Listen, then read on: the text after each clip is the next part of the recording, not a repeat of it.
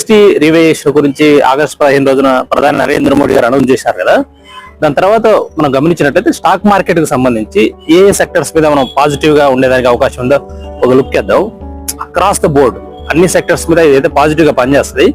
కాకపోతే మనం కొన్ని వాటిని హైలైట్ గా మనం డిస్కస్ చేద్దాం. అందులో మొదటిది మ్యానుఫ్యాక్చరింగ్. ఈ కాస్ట్ ఆఫ్ ప్రొడక్షన్ తగ్గి ఈ కన్జ్యూమర్ ఎక్స్పెండిచర్ పెరగడం వల్ల ఈ మ్యానుఫ్యాక్చరింగ్ వీటి మీద చాలా పాజిటివ్ అయితే మనం చూడొచ్చు. రెండవది ఆటోమొబైల్స్. ఇప్పుడు ఆల్మోస్ట్ అన్ని 4 వీలర్స్ అన్ని కూడా 28% స్లాబ్ లో ఉన్నాయి. అది 18% కానీ 12% కానీ వచ్చే అవకాశం ఉన్నట్టుగా తెలుస్తూ ఉంటది. ఒకవేళ 10 లక్షల రూపాయల కార్ అనుకోండి, 10% తగ్గుతుంది, అంటే 1 lakh రూపీ. 20 lakhs అయితే 2 లక్షలు తగ్గే అవకాశం ఉండదు. ఈ విధంగా ఏ స్లాబ్ లేక దాన్ని తీసుకొస్తారని దాని మీద డిపెండ్ అయి ఉంటది.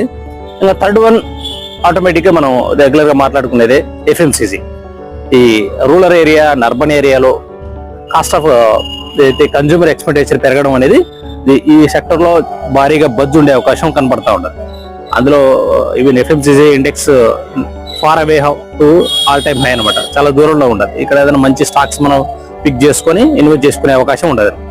తర్వాత విషయం వస్తే ఫైనాన్షియల్ ఏదైనా ఇలాంటి సిచ్యువేషన్ లో ఫైనాన్షియల్ కు చాలా ఇదిగా ఉండే అవకాశం ఉండదు అనమాట. అదేవిధంగా కొంతమంది బాండ్ ఈల్స్ లో ఎక్కడ రియాక్ట్ అవ్వట్లేదు ఈ రివేషన్ గురించి అని చెప్పి కొంతమంది ఫ్రెండ్స్ అట్లా అడుగుతారు. ఇది బాండ్ ఈల్స్ ఇంపాక్ట్ అయ్యేదానికి వేరియస్ రీజన్స్ ఉంటాయి. RBI పాలసీస్ కానీ, ఇన్ఫ్లేషన్ ఎట్లా ఉండాలి, GDP ఫోర్కాస్ట్ ఎట్లా ఉండే అవకాశం ఉండదు.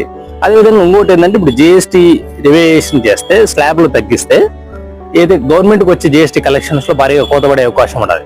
అప్పుడు ఏమైంది, గవర్నమెంట్ ఎక్కువ బాండ్స్ ఇష్యూ చేసి బాండ్స్ ద్వారా క్యాపిటల్ మార్కెట్ నుంచి మనీ రైట్ చేసుకునే అవసరం వస్తుంది. అప్పుడు ఏమవుతుందంటే మోర్ బాండ్స్ ఇష్యూ అయినప్పుడు ఆటోమేటిక్ గా ఈల్డ్స్ పెరిగే అవకాశం ఉండదు. అదే ఈ GST రివేషన్ ఒకటే కాకుండా వేరే ఫ్యాక్టర్స్ కూడా దీంతో బాండ్ ఈల్స్ లో ఇంపాక్ట్ అయ్యే అవకాశం ఉండదు. ఇలాంటి వాల్యుబుల్ ఇన్ఫర్మేషన్ నేను మీకు షేర్ చేయాలంటే please like and subscribe my channel.